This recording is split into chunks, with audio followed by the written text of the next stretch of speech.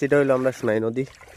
আর দেখুন কোনোদিন দেখাইছি না আমরা নদী, আর আমি আইছি আজকে নদীত। খুব সুন্দর ভিউ।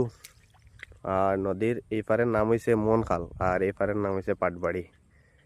আর এই যে জায়গাটা খালি দেখরা, এটা সন্ধ্যার পরে মানে জল আই যাব। এটা উপরে একটা বাঁধ দেওয়া আছে, বাঁধের কারণে মানে জল এখন কম নদীত, আর একটু পরে জলে পুরো ভর্তি হয়ে যাব।